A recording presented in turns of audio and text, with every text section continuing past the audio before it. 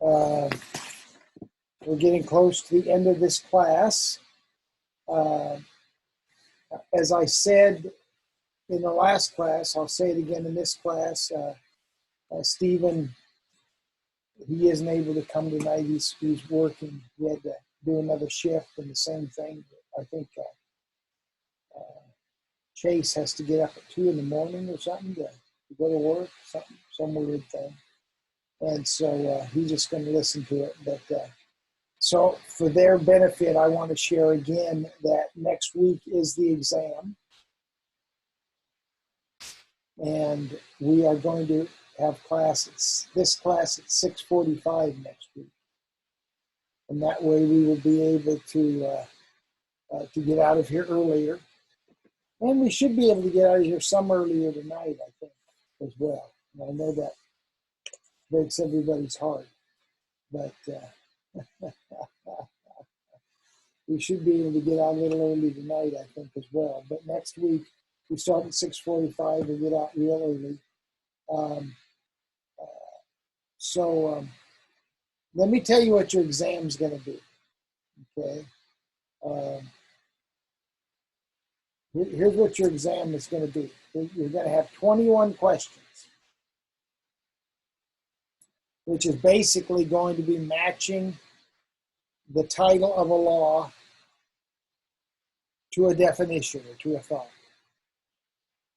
So you want to know the what I would do to study for the exam is I would just go to the contents and I would see number one is the law of the lid, and leadership ability determines a person's level of effectiveness, which is the definition that he gives of each one. That's how I would study for this exam, and I would just let me do I got to do the title on the earlier.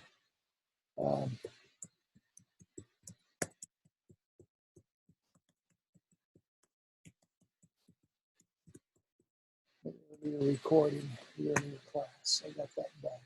So just go to the table of contents. You have 21 questions, and if you just know both the law and the definition that he gives under that law, you'll do very well on those 21 questions. And then there's going to be 4 other questions. And those 4 other questions you cannot really study for because they are personal questions in regard to your leadership, where you are in leadership. And so I'm not going to give you those questions, but they're just ones that you will have to answer based on where you are in your leadership at this time. So you have the 21 match questions, and then you have 4 essay questions on where you are. And so it's going to be a very simple exam. Shouldn't take you long at all, and you should all do well on it. Any questions on that?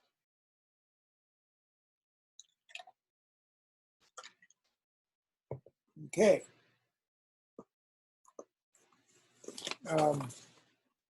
So we'll meet at 6:45. We'll do the exam in class. 21 laws where you match, and then 4 personal leadership questions. And so I'm not going to give you a study guide because that's the best way to study for it, okay? Any questions or thoughts on any of the leadership principles that we've already studied before we go into the next one? Okay. Let me pull it up here. The next one is the law of priorities. Number 17, the law of priorities. So go ahead and get your notebook out or whatever and start taking some notes. The law of priorities. The law law of priority says that leaders understand that activity is not necessarily accomplishment. So let's talk about that for a moment. Activity is not necessarily accomplishment. Some of these laws I do better on than others, and there are some laws that I excel more than others. I want to just say that probably the 21 laws, this is my best law. I really do understand the law of priorities. And so let me give you a little bit of background. I'm working on a business degree in Indiana back in 1971, 72 in college. And I read in a textbook about the Pareto principle. A guy named Alfredo Pareto.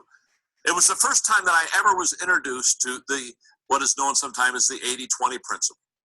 The first time that I've ever was introduced to it, and basically Pareto taught in that one paragraph in that book about priorities. And I remember reading that paragraph and saying to myself, this is very important to me. I need to learn priorities the way Pareto taught them. And so I became a student of Pareto. I became a student of priorities.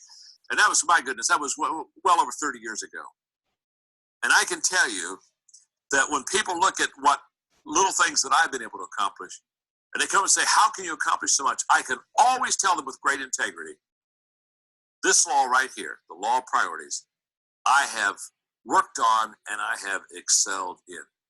So let's look at your notes, because this is a terrific law to teach. I've already got a diagram for you. So let's just look at the diagram for a second. On the left-hand column is priorities. And by the way, since I'm doing some teaching on this, I want you to put a slice there, and I want you to also put the word people. Because I'm going to teach you priorities, but I'm also going to teach you how to prioritize your people in about 5 minutes.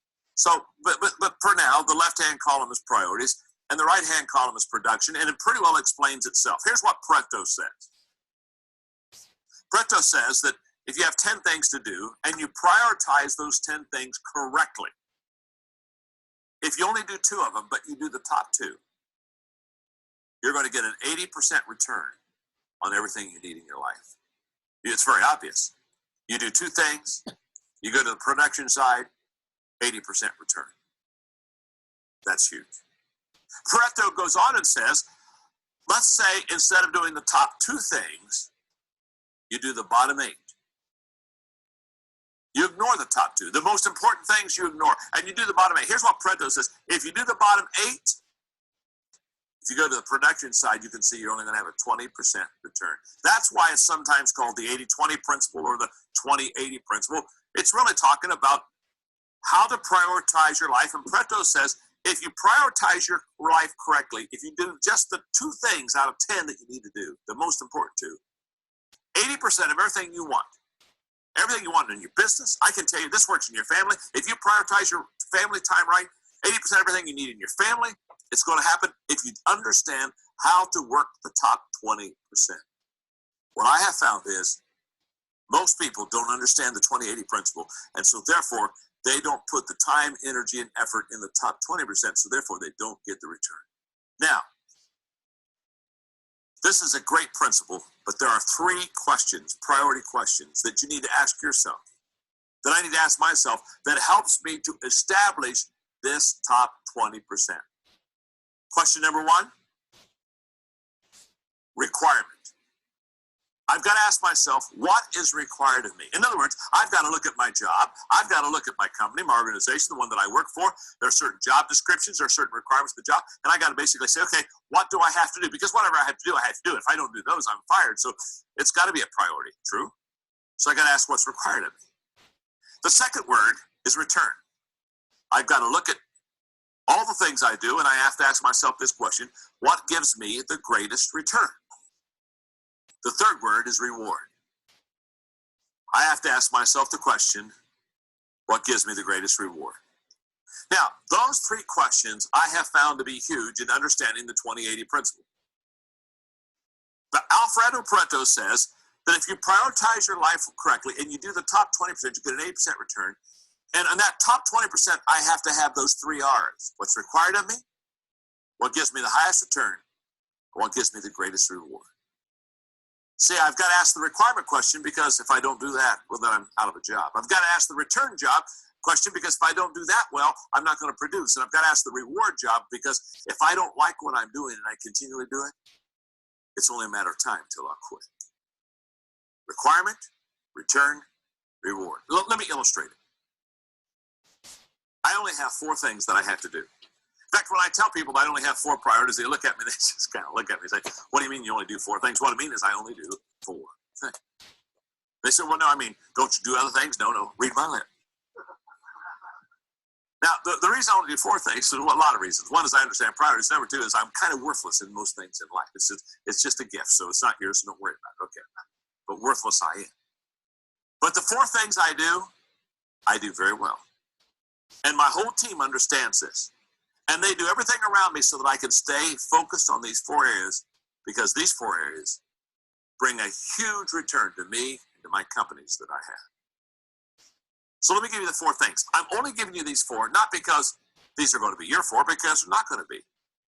But you're going to have to go through the process, which literally took me months to go through, until you can settle in what your strengths are, what you need to be spending your time with. My 4 priorities, very simple. Number 1 is leadership. I lead well, so I spend a lot of time leading. It's a gift, and I know it. Number 2 is communication. I do it almost every day. I speak places. I lecture. I teach. I do a lot of communication. Why? Because it's a strength. The 3rd is create or /write. I spend a lot of time creative thinking. I spend a lot of time in writing. Again, why? Because it's a strength of mine. I love to write books so that I can add value to people that I'll probably never meet.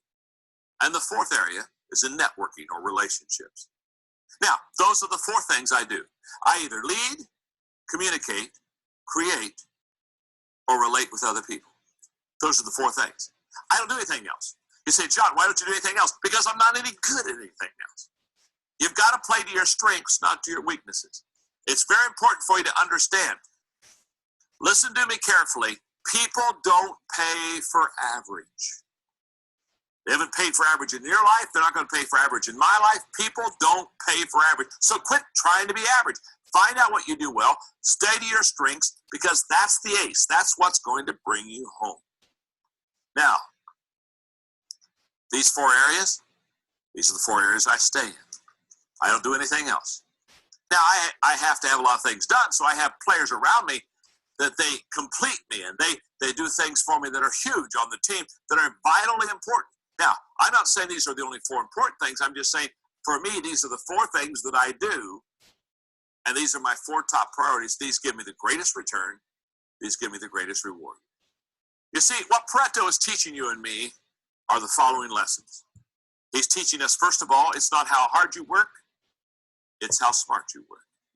He's teaching us that it's not how much time you put in the job, it's how you prioritize the job to be effective in it. He's teaching us things such as organize or agonize. In other words, get your act together and get organized, or you're going to always be behind the 8 ball and you're going to be agonizing because you're trying to always catch up. He's saying things such as choose or lose. Either you choose your priorities or you'll lose your priorities to somebody else that will choose them for you. The question is not will your calendar be full. The question is who will fill your calendar. He's saying things like evaluate or stalemate. Evaluate your priorities on a consistent base, or if you don't, you're going to plateau, you're going to stalemate before long. Now, before I close this incredible law of priorities, let's go back to the diagram one more time. I want you, instead of looking at priorities on the left-hand column, I want you to look at people. I wish I had 30 minutes to teach this part of the lesson. I'll try to do it in 30 seconds. If you have 10 people in your organization, or let's say you have 100 and each number represents 10, here's what Pareto says. If you have 100 people in your organization, if you prioritize them according to effectiveness in your company, 20 of those 100 people would be giving you 80% return on everything you need in your organization. And the other 80 would be giving you a 20% return. And what Pareto would be saying to you and me as leaders is, you better prioritize your people. And what he would be saying is, once you prioritize them according to effectiveness, here's what Pareto would say is, he would say, spend 80% of your time with the top 20% of your people, because that's where the return is. Let me tell you what our biggest mistake is as leaders. I see it happening all the time. Instead of spending 80% of our time with our top 20%, do you know who we spend 80% of our time with? The bottom 20%. because they've got questions and they want help and they've got an owie and oh, it's tough. We say, well, the top 20% they don't need my time. The bottom 20% they need your time. Listen. You got to decide whether you're going to be a counselor or an equipper. If you're a counselor, you're going to work with the bottom 20%. If you're an equipper, you're going to work with the top 20%. If you're a counselor, you're going to work on the weaknesses of people. If you're an equipper, you're going to work on the strengths of people. And I'll discuss that in another law coming up. Well, the law of priorities is absolutely huge. Basically, Pareto says, get your act together. Prioritize your life, prioritize your people, prioritize your time, and give 80% of the time to the top 20%, you'll get a huge return.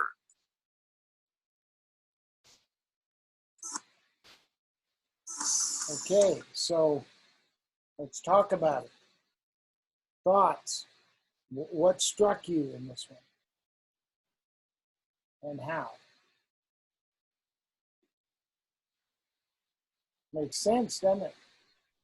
Yeah, I liked how in the beginning you said activity is not necessarily productivity, and that's good for me because I feel like a lot of times, I get distracted easily when I'm doing stuff that I like. My list of I can make a list, but then still get distracted from my list.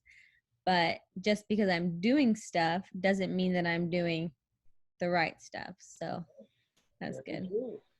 Very true. Someone else.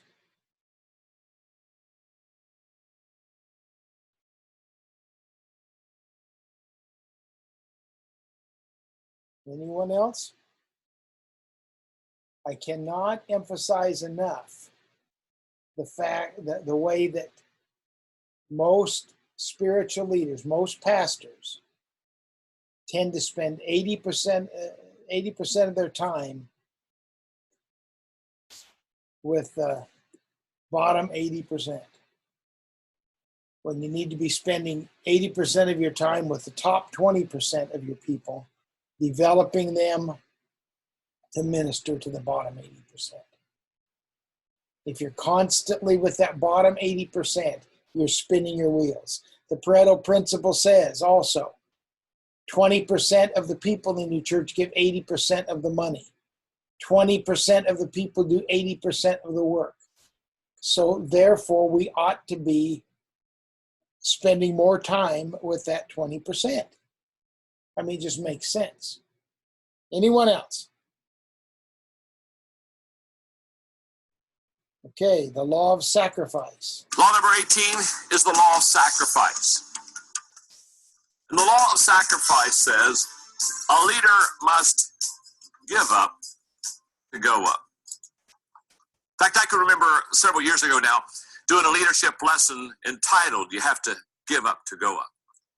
And in that lesson, I could remember my outline because it was very simple. I said, first of all, and it was about getting up the top. And I said, first of all, you have to get up to go up. Because I know all kinds of people, they're still in bed.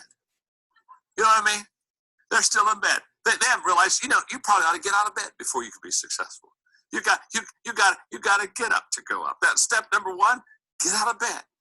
Enter in the arena of action. Take some initiative, do something. Okay, you got to get up to go up. And after you get up to go up, after you do that, secondly, you got to grow up to go up.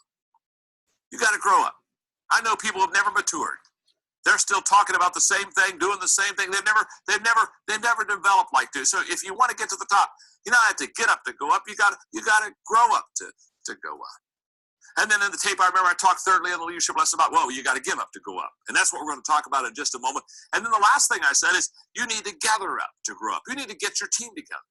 If you really want to go to the top, you've got to gather up people because as I teach in the laws of teamwork, law number 4, the law of Mount Everest says, as the challenge escalates, the need for teamwork elevates. In other words, you've got to get a team around you, and you've got to get that team helping you to get to the top.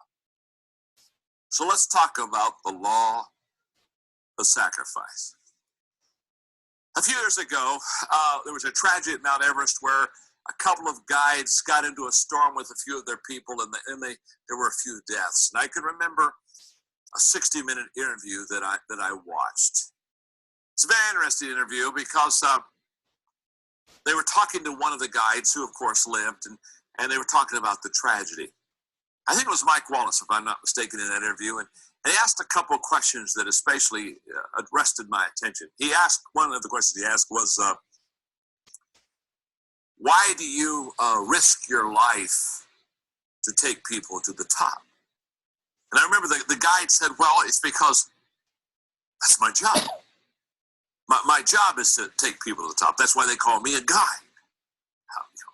And Mike Wallace says, well, couldn't you get to the top by yourself without harm or injury? And oh yes, I could do that. But it's my job to take people to the top. And the guide kept coming back to Mike Wallace and said, it's my responsibility. That's who I am. I'm a guide. And when I listened, I thought, how true to a leader that is. It's our job as leaders to take people to the top. Mike Wallace continued that interview, and then he looked at me and said, I don't think it's worth the risk. I mean, after all, to risk your life or have people in your party to not make it. I said, I don't think it's worth the risk. And then he looked at the guy and said, why do you risk your life to get to the top of the mountain? And I'll never forget, that guide looked at him, and when Mike Wallace asked that question, the guide is looking into his face like, I can't believe you would ask me that question. Why do I risk my life to get to the top? He looked at Mike Wallace and said, it's obvious to me that you've never been to the top of Mount Everest. It's obvious to me. You've never been to the top of the mountain. It's obvious that you've never been there. If you would have ever been to the top, you would never ask that question. When I think of that interview, I think of leaders. Once we have been to the top and see how glorious it is, what do we want to do? We want to go back down, and we want to find some other people and say, I want you to take a trip with me. I want to show you things you have never seen. I want to give you experiences that you have never experienced. That's what leaders do. Leaders have been to the top, and they want to take as many people with them to the top as they possibly can. Now, here's what I want you to understand. To get to the top, you've got to give up something. It was Emerson who said, for everything you gain, you must lose something. That's why I have in your workbook what I call the leadership pyramid. The leadership pyramid is a prime example of giving up to going up. Basically, the leadership pyramid says that when you enter an organization, I guess you got all kind of options left and right, but as you become a leader, and as you become a leader in that organization, the higher you go in this leadership pyramid, the less options you have. Now, I want to say that I teach this leadership pyramid all the time. I think that most leaders, and I think a lot of leaders in corporate America and in leadership organizations around the world, do not understand the leadership pyramid. For example, I run into leaders who all the time think that the higher they go, the more options they should have, the more perks they should have. I don't think so. I think the higher you go, the less options you have. I think that the greatest leaders are what I would call servant leaders. They're leaders who understand that they're a leader to make it better for the people. You're not a leader to make it better for yourself. Now, if you're a good leader, it will be better for you because you'll have the joy of taking people across the finish line. And there's no greater fulfillment and joy than that. So if you are a leader and you're taking people across the top, it's going to be very good. But what I want you to understand is this. You don't lead because of perks. In fact, what I found is this. Most leaders, they become leaders because they like the perks of leadership. But most people have not counted the price of leadership. Sure. What you're going to have to give up, what you're going to pay. My dad taught me when I was just a kid. He said, John, pay now, play later. That's the way it works. And he said, if you don't pay on the front end, you don't get a play on the back end. In fact, he said, oh my, I'll never forget this. He said, John, the longer you wait to pay the price, the higher it becomes. So learn quickly, pay on the front end. And I'm saying to each one of us today, as we're teaching this principle, the law of sacrifice, what we've got to do is we've got to understand that we have to pay on the front end. There's a price to pay to be a leader. It's not always easy. It's not always fun. In fact, when I teach leadership, one of the things I'm most concerned about is, why do you want to become a leader? Do you want to become a leader because you think there are a lot of perks in it for you? Or do you want to become a leader because you want to add value to people and take them to a higher level than they could ever go on their own? So let's go to the workbook. Because there are 3 sacrifice statements that I want to make. Number one, there is no success without sacrifice. Let's just start there. You say, John, what do you mean? What I mean is, there is no success without sacrifice. There's not an escalator waiting to take you to the top. Quit standing outside waiting for the chairlift to take you to the top. Nobody ever got to the top of a mountain and at the end of the day said, oh my goodness, how did I get here? It's just, I just took a stroll and the next thing I knew, I was on top of this mountain. You can fall off the top by accident, but you can't roll to the top by accident. If you get to the top, it's because you gave up something. And let me tell you something that all experienced mountain climbers will tell you. Before they take that big trip to the top, the main question they ask themselves is, what are the essentials I must take with me? Because they know anything except essentials will be a detriment to keeping them from what that goal is. So when they get ready to go to the top, they don't back up a U-Haul truck. Say, I'm going to throw this stuff in the truck. I may need it while I'm up there. No, they give up. They give up to go up.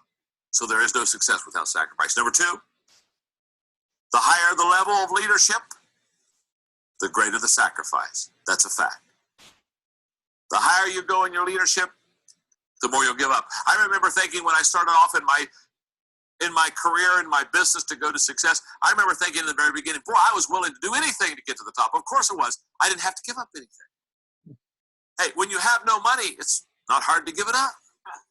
When you have no position or reputation, it's not hard to give it up. You say, well, why was I so foolish as a youth? You weren't foolish as a youth. You didn't have anything. But as you grow higher, one of the reasons many leaders never get to the top is because as they go higher, they get more stuff. And they have to make these trade-off decisions that become very difficult for them. The third thing I want you to know about success is you have to give up to stay up.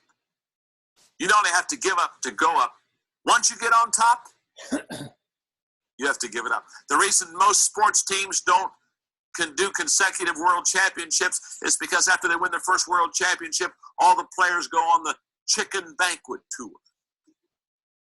They spend the next year getting fat, telling everybody how they did it last year. And you don't reproduce yourself by telling your story. You reproduce yourself. You stay on top by giving up continually. About 5 years ago, I did a lesson that really fits this whole law of sacrifice. It was entitled 10 Trade-Offs Worth Making. And I was at a very important part of my own career where I was 50 years old. I was going to have to make some major changes, and I was going to have to give up some major wonderful perks and things I had in my life if I wanted to go to the next level. And I can remember that day as I sat down at my desk with my legal pad and I began to look at the trade-offs.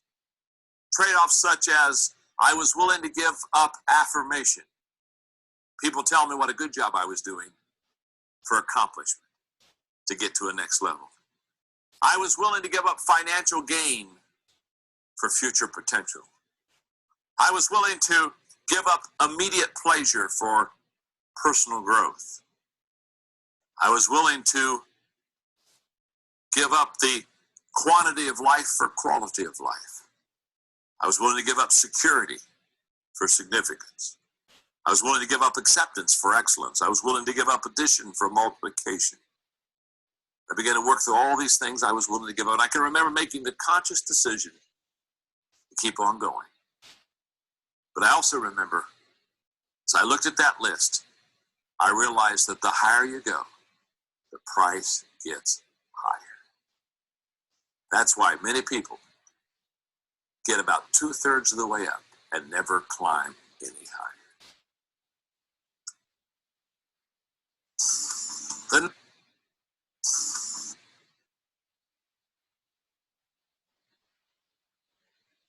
Okay.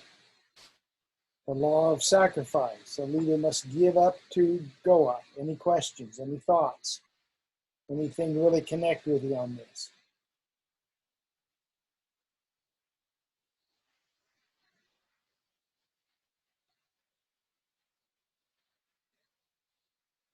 You have to get up to go up. You have to grow up to go up. You have to give up to go up, and you have to gather up to go up. It doesn't just happen. It's hard work. No thoughts? No questions? I like the longer you wait to pay the price, the higher it becomes.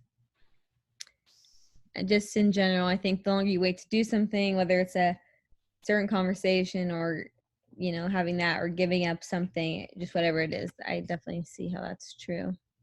Yeah. Sierra said you learn a lot about this in internship. Oh, that's true. And you should. Okay. Number 19, the law of timing is our next one. The law of timing. The 19th law of the 21 irrefutable laws of leadership is the law of timing. And the law of timing says when to lead is as important as what to do and where to go. Now, I've already shared with you that of the 21 irrefutable laws of leadership, there are 2 laws that are tough to teach. There are 2 laws that are tough to learn. One was the law of intuition. This one, the law of timing, is the second difficult law to learn. The law of timing, the law of intuition, again, migrate to what we call natural leaders. They're the ones who have those leadership leanings that basically allows them to intuitively feel the subjective side, the artistic side of leadership, that just kind of allow them to kind of sense their way through. And the law of timing is so essential to a leader's success. That's like one of the great songs, You got to know when to hold them. You got to know when to fold them. I love the classics, don't you? Huh? Don't you love the classics? You got to know when to walk away. I think Sir Kenny Rogers did that one. And he was basically saying that there is a sense of timing. There's a sense of intuitiveness that's going to determine your success or your failure. And I want to emphasize that in this law of timing. Many people have been successful in their leadership because they understood the law. Many people have been unsuccessful because they violated the law of timing. In your notes, let me share with you how this law of timing works. The wrong action at the wrong time equals disaster. We've seen that. Very simple. A leader makes a wrong decision, wrong time, timing's wrong, decision's wrong, disaster. You got a Titanic issue on your life. Now, the wrong action at the right time equals a mistake. Now you can see that already it's better. It's still not good, but if the timing was right, even though the action was wrong, it's not as disastrous.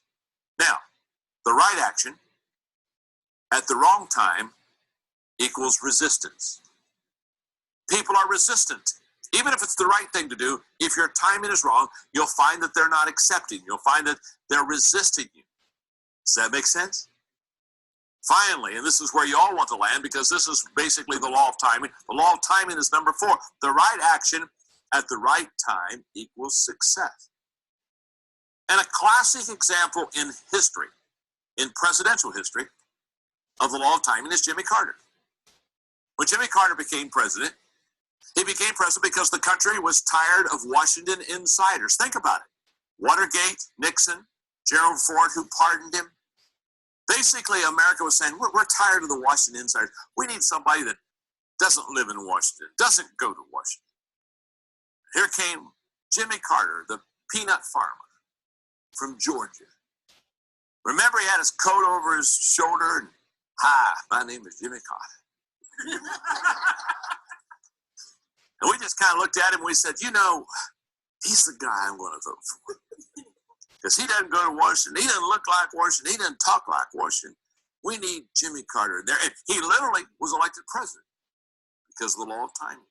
America was tired of Washington insiders. Now, he was president for 4 years. During that time, it was not a good time. Interest rates got to 20%.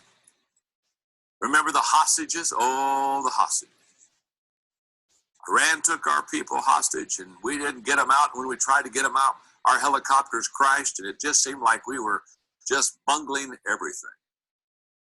Now, things were not going good. Do you remember Ronald Reagan? He had this wonderful, charismatic smile, and all of a sudden we thought, boy, we need somebody that's a little happy, because Jimmy Carter was saying perhaps the best days in America are behind us. We needed a happy boy. We got Ronald. Literally, when Ronald Reagan was being sworn in as president of the United States, at the moment of his being sworn in, the hostages were being released. It's all the law of timing. And leaders that are successful leaders, they understand the law of timing. They understand when there's a time for action, hey, and there's a time for it to be patient. There's a time to move forward. There's a time to stop. There's a time for thinking. There's a time for talking. They understand this whole law of timing. In Jimmy Carter's situation, timing was a double-edged sword. It took him into office. It took him out of office. What I have found is the best leaders understand the double-edgedness of the sword, but they understand how to use it for the benefit of their organization. Because timing requires the following 7 things. Number 1, understanding. You have to be able to see the big picture. Number 2 is maturity. Very seldom are immature people good with timing. It's their immaturity that causes them to want to rush things. 3 is confidence. I have found that, especially when you have to hold it, that you have to have confidence. You have to believe in yourself. Number 4 is decisiveness, the ability to make decisions quickly, because here's what I found about timing. Timing doesn't wait. Timing doesn't say, it's a good time. I'll wait a while. No, it's in and it's out. Number 5 is experience. And the more successful experience you have under your belt, the better your timing is. And number 6 is intuitiveness. And intuitiveness and timing are first cousins. They always work together. And number 7 is preparation. There's a lot to say about how preparation helps us with the law of timing. I think it was Abraham Lincoln who said, I will prepare and someday my time will come. He understood the value of opportunity. I just did a conference called Reality Leadership. And in Reality Leadership, I talked about the 4 toughest realities that leaders face. And one of those 4 realities is producing positive change within an organization. And we used a case study in that lecture. And the young man who was in the case study spoke about the fact that several things had happened in his organization, and he was getting ready to relocate his company. And finally said, I knew it was time to lay it on the line. In other words, I knew it was time to ask for the big decision, the big vote. I knew it was time for us to make the big move. And what I'd like to do in closing this law with you is I would like to give you some indicators of how do you know in the area of timing when it is the appropriate time to make the big decision. How do I know when as a leader I lay it on the line and say, hey, okay, gang, let's go forward? Number 1, after you have defined reality. Don't lay anything on the line. Don't ask for any decision in the area of timing until you've defined reality, until you really can say, this is what I know is true about our company and true about our organization. After you have defined reality, that's when you lay it on the line. Number 2, after you have identified the issues. In other words, after you've not only seen what reality is, but you identified every one of the issues that are going to need to be hurdles that you can overcome before you can make the big change or the final decision. Number 3, after you have met with the influencers. Remember, we've illustrated in other laws that you've got to meet with your influencers. You've got to meet with your inner circle. You've got to meet with your key players and have the meeting before the meeting. So after you have met with your influencers, that's when you can make the big decision, because timing then will be appropriate. Number 4, after you've received buy-in from them. Just like the buy-in that says, the law of buy-in that says people buy into the leader before they buy into the vision. You've got to have buy-in from your influencers again before you can make the big decision and make the big change. Number 5, after you've communicated the vision. You only lay it on the line. You only understand the timing of an important decision after you've communicated vision. And number 6, after you've modeled the behavior that you desire in others. You've got to model that behavior because people do what people see. So after you've modeled the behavior that you want to see in others, that's when you begin to lay it on the line. And number 7, after you have overcome each one of those issues. You've not only identified issues, but you've overcome those issues. And now, all of a sudden, you're becoming successful, and you can point to your success and say, look how well we're achieving. Now, after you do those 7 things, then you lay it on the line. Then you make the decision. It's a timing issue. And again, great decision makers understand that the timing of the decision is as important as the decision itself. Remember this. The right decision done at the right time equals success.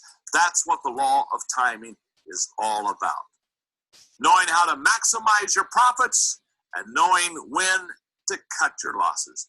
You can't hang on to your losses too long. That's the law of timing.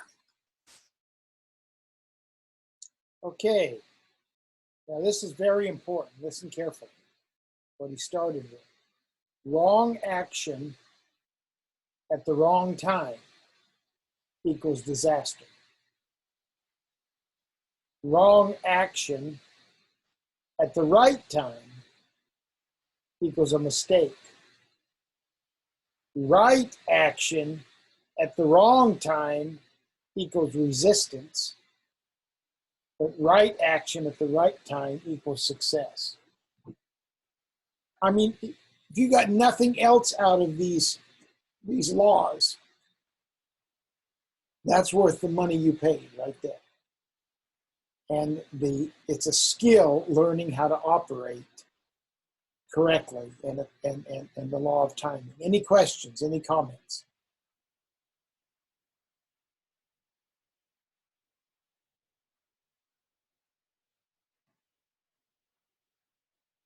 No one?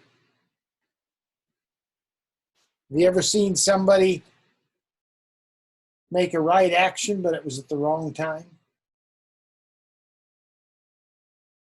It's like I tell students all the time, when you're new at a church, some changes you need to make immediately. Some changes you need to take time. And you need to learn the skill of how to determine that. Okay, number 20 is the law of Law number growth. 20 is the law of explosive growth. And the law of explosive growth says leaders who develop leaders multiply. In other words, to add growth, you've got to have followers. But to multiply growth, you've got to have leaders. And this is a law that talks about how to have explosive growth. And basically the law says you've got to get on the leadership side. And there's a difference between what I call followers math and leaders math. Followers math is addition. Leaders math is multiplication. And what you've got to do is you've got to understand in this law that if you want to multiply, you've got to get on the leadership side. So what I've done is I've made a study of this question because I've asked myself this question often. I've asked myself this question often. Why is it that some leaders develop leaders and some leaders develop followers? And I have come to the conclusion that there are some distinct differences between leaders who develop followers and leaders who develop leaders. And I want to give you today those distinct differences because you're going to see them for yourself as I begin to relay them to you. For example, number 1, desire. There's a difference in the desire of leaders who develop followers versus leaders who develop leaders. So let me explain that. Leaders who develop followers need to be needed. In other words, they want people to need them. They love the fact that followers say, oh my goodness, I need you. I couldn't make it without you. They love that. So leaders who develop followers, they need to be needed, where leaders who develop leaders want to be succeeded. And there's a world difference between those two. You see, leaders who develop leaders, They say, my goodness, I hope somebody will succeed me. I hope somebody will rise above me. I hope somebody will do better than I do. Boy, I hope I pour my life into somebody that someday they're way up here and I can look and say, look, I helped develop them. Leaders who develop leaders want to be succeeded. Leaders who only develop followers, they just want to be needed. They want those followers to tell them how important they are, and I couldn't make it without you, and you've made my life. They want to hear that. It's very ego satisfying. You see, leaders who develop followers get their ego satisfaction from people that need them. Leaders who develop leaders get their ego satisfaction out of watching the people they develop literally pass them up. By the way, that's why more leaders develop followers than leaders who develop leaders. It's the difference in the desire. Ask yourself the question, what's my desire? Do I desire to have people just stroke me and tell me how good I am, or do I have a desire to reproduce myself and develop leaders around me, some of them which will undoubtedly be quicker, better, faster, and smarter than me? My goal is to have people that I develop pass me up. What's your desire? Because what your desire is will determine whether you develop leaders or develop followers. Number 2, focus. The focus is different.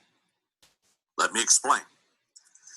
Leaders who develop followers focus on the weaknesses of people. Leaders who develop leaders, they focus on the strengths of people.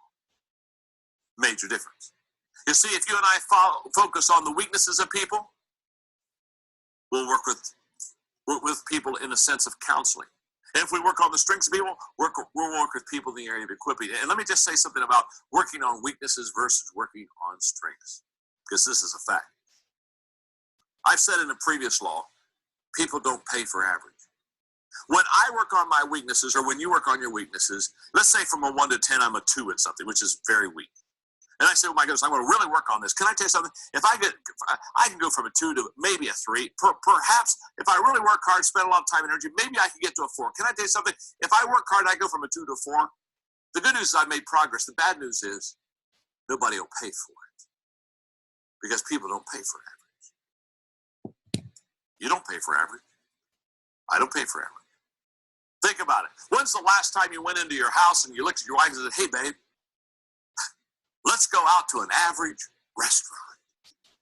Man, it's just let's go to an average. Wouldn't it be wonderful if we could go to an average restaurant? And so you go to an average restaurant, you pull up to the average restaurant, and you go in and sit at an average table, and you look and say, boy, I really hope an average waiter takes care of us. We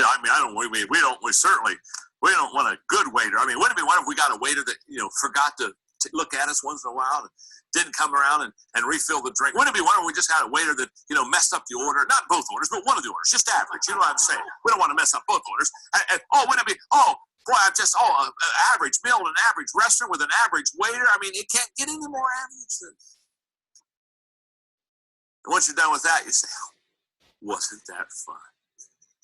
Hey, we got some time. Got an idea?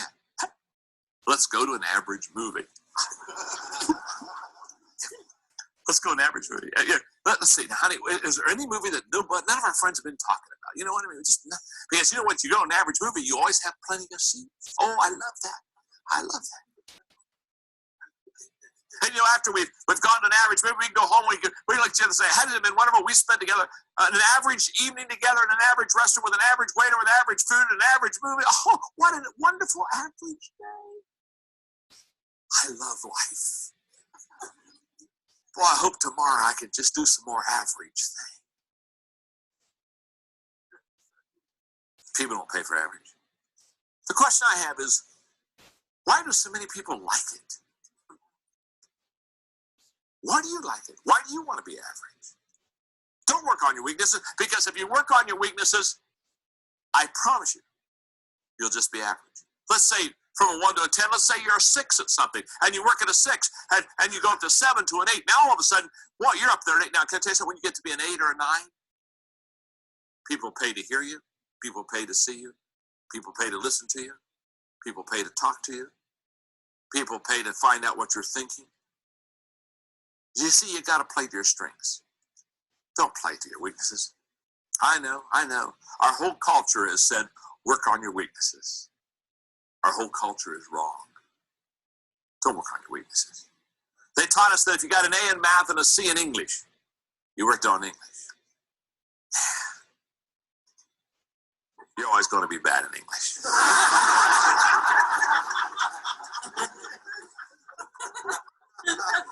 Trust me, I know. I love to sing. That's the good news. The bad news is I'm not any good at it. So I'm a 2 on singing. But I want to sing, so what do?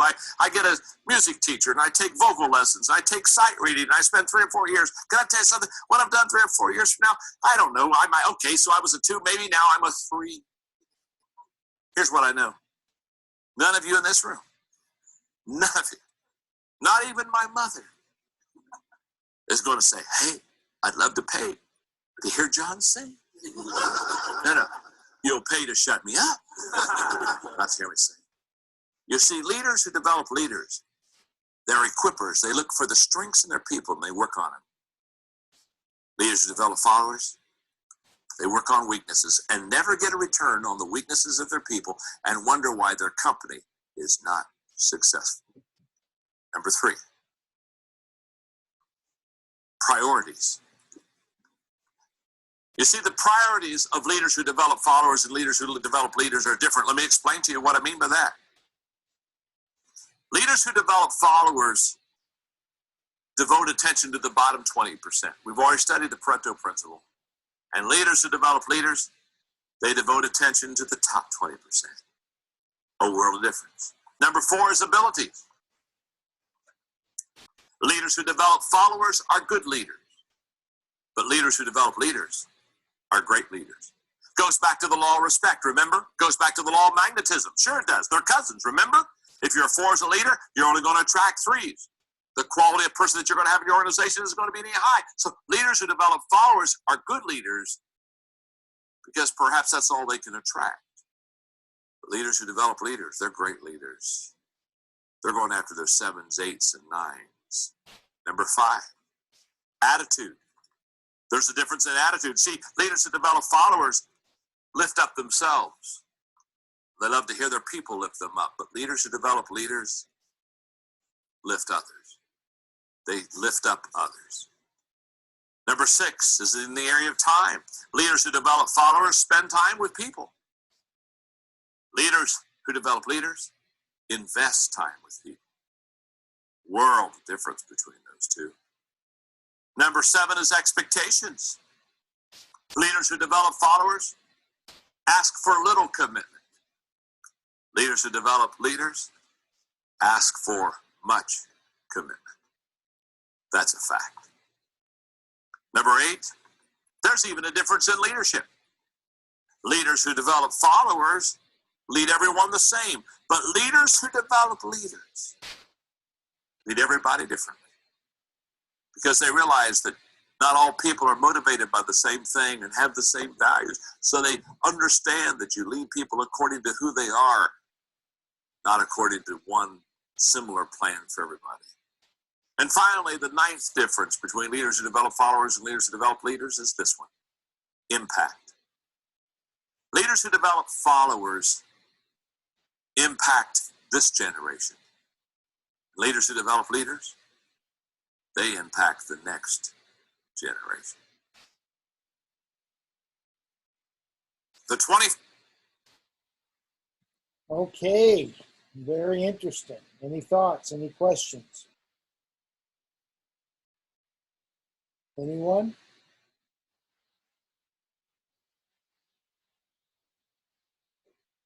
I really like that last concept on impact. Leaders who develop followers develop people to minister to this generation.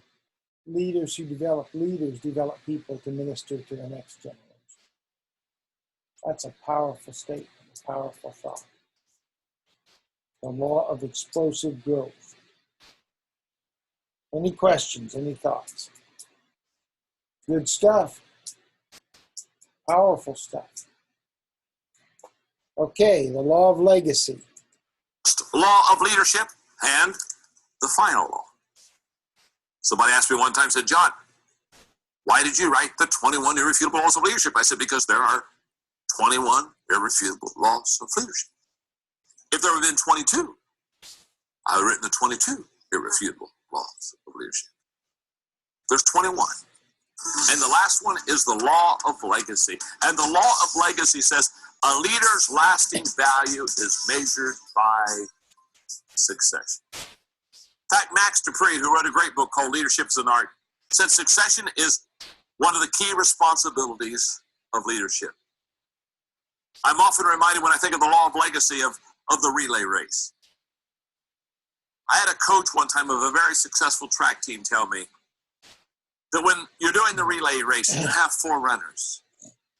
He said, John, the race is always won or lost. When the competition is keen and good, the race is always won or lost in the exchange zone. Those few yards where one runner is reaching out to a runner that is running before him, trying to pass on the baton, he said, that's where the race is won or lost. He said, the best coaches spend most time teaching the runners how to hand off the baton. In fact, he said, let me put it this way. Every other part of the race is individual. Every other part of the race is dependent upon a person's skill and speed and ability and giftedness. He said, there's no question about it. But when it comes to the exchange zone, that's when no longer are you running for yourself. You're running for somebody else. Sure. And your ability to put them in the best position. He said, a good exchange in the exchange zone can give a runner even up to, he said, sometimes up to a second, which can be the deciding difference in a competitive match.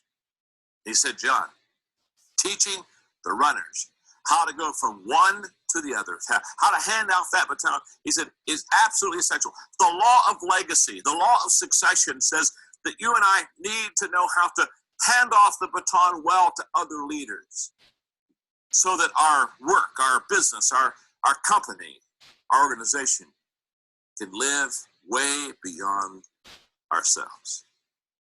In your notes, I write 4 things. Achievement comes when someone is able to do great things for himself or for herself. That's achievement.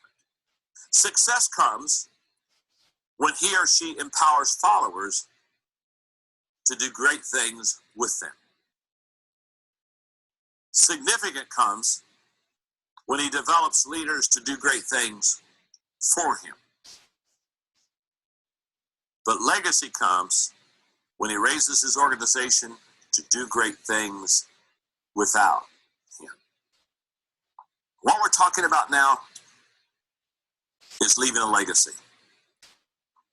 I'm in my middle 50s, and I can tell you this is more important to me than anything else now. I'm running a decent race. I'm certainly doing my best, giving it my best shot, trying to help other people. I want to continue doing that. I have no desire to ever slow down or quit. I don't even think retirement is a word that I know.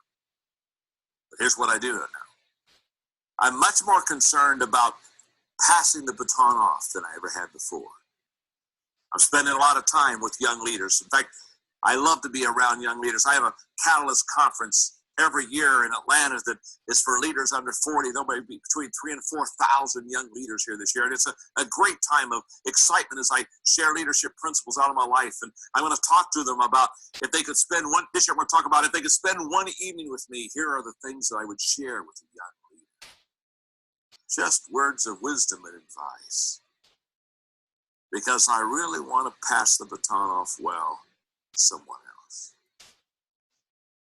In fact, I think there's really only one appropriate way to close not only this law, the law of legacy. I think there's only one way to close the 21 irrefutable laws of leadership. So let me just take a moment and set the music stand aside and all the lecture notes. Let me just for, 2 minutes, 3 minutes max. Let me talk to you about my leadership journey and where I am now, what I think and what I feel. The first thing I would say to you about my my journey is this. I want to make a difference. Now, that's nothing new. I've wanted to make a difference for a long time. In fact, as kind of a young person starting off in life wanting to be successful, back in the 20s, I can honestly say that I would say to you, I want to make a difference. So I worked hard and did everything that I could to make a difference. And to be honest with you, I was making a difference. That was very good.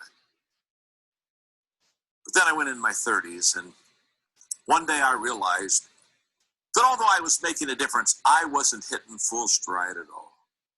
I wasn't reaching my potential. I wasn't really doing what I knew that perhaps I could do, and I knew that I wasn't idling, but I wasn't hitting full stride. So in my 30s, I went from I want to make a difference to a whole new level. I went to this level. I want to make a difference with people. That's when I began to understand that if I was really going to accomplish a lot, I was going to have to be able to lead people. That's when I began to have a passion for leadership, because all of a sudden I realized if I want to make a difference, I've got to make a difference with people. And the only way that you can make a difference with people is learning how to lead. That began me on my journey of being passionate about learning leadership. Read all the books I could read and still read all the books on leadership. If it's a leadership book, I bought it, I can guarantee you. If it's got the word leadership on it, I'm reading, I'm learning, I'm still considering, because I realized I want to make a difference, but I want to make a difference with people. So I began to, in my 30s, include people in my life. People that I thought could take the journey with me. As I closed my 30s, I thought, I still haven't hit my peak yet. And I want to make a difference in the 20s was good, and I want to make a difference with people in the 30s was good. But what I learned in the 30s was that a lot of the people I had join my team, they weren't helping me. So in my 40s, I went to a whole new level. See, in my 40s, I went from I want to make a difference in my 20s to I want to make a difference with people in my 30s. So by the time I got 40, I was saying, I want to make a difference with people, hang on now, who want to make a difference. Oh. All of a sudden, I understood the law of the inner circle, and those closest to me will determine the level of my success. And all of a sudden, I said, I'm not out to recruit people. My goal isn't people on my team. My goal is the right people. There I began to be passionate about selecting the right people and choosing and hiring well and understanding what I needed and who I wanted and having a picture and a profile of a potential leader and bringing people on whose abilities were matched with their passion. I found that when I started wanting to make a difference with people who wanted to make a difference, everything started compounding. So as I entered my 40s, I thought, hey, I'm doing pretty good. And then I realized as I turned 50, I'm still not there. There's a higher level. There's a higher level than I want to make a difference in my 20s, to I want to make a difference with people in my 30s, so I want to make a difference with people who want to make a difference in my 40s. You see, when I turned 50, I stepped it up again. You see, now I want to make a difference with people who want to make a difference doing something that makes a difference. All of a sudden, I began to ask myself the question, what am I living for? What am I doing this for? What's the return? And you see, that's when you begin to stake your life on things that have greater potential than yourself. That's where I decided that I wanted to add value to people, because people are the only appreciable asset in any organization. That's where I began to make decisions, and I began to do things that I think perhaps can last beyond me. The reason that I'm teaching 21 irrefutable laws of leadership to you is because I truly believe, if you'll be a student of these laws, if you'll do more than write in blanks in a notebook, but you'll become a student, and every day you'll learn to lead better, and you'll talk to leaders and listen to leaders, and you'll do leadership stuff. Here's what I believe in you, and here's what I think about you, and here's what I think about our time we've spent together. Oh, the 21 laws of leadership, that's not the end. That's the beginning. And I only want you to learn these laws if you're committed to adding value to people. I only want you to apply these laws if you're committed to handing off the baton to the next generation, letting them go above you. Here's what I know in closing. My time with you is extremely profitable because you're going to take these laws and you're going to learn them, and you're going to apply them, and you're going to be better at them than I am. And although I may never meet you all personally, it's going to have a huge return. Because as you pour your life into others, as I've tried to pour my life into you, here's what I know. We'll add value to other people. And when we add value to other people, we add value to lives and organizations and communities and families. That's a good bottom line. That's worth me teaching leadership to you. Thank you very much.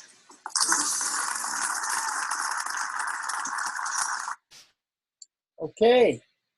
Thoughts, questions about any of these laws? Are you up to the task?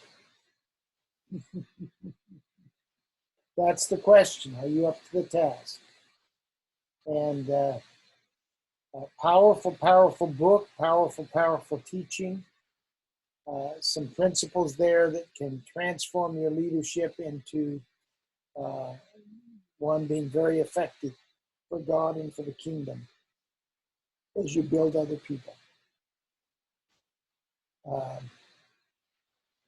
Yeah, it's very encouraging and practical. I love it too, Sierra. It's it takes something that's in a sense complicated, and he makes it easy. And as I said, that first night of class, I felt it better to just let him tell it than for me to tell it. And he wrote it after all. And so very good material. Okay, I'm going to let us out early tonight. And again, we'll meet for this class at 6:45 next week, take the exam. And you can register for the next classes at any time. And I've enjoyed being with you, and going to call it a night. Have a good evening.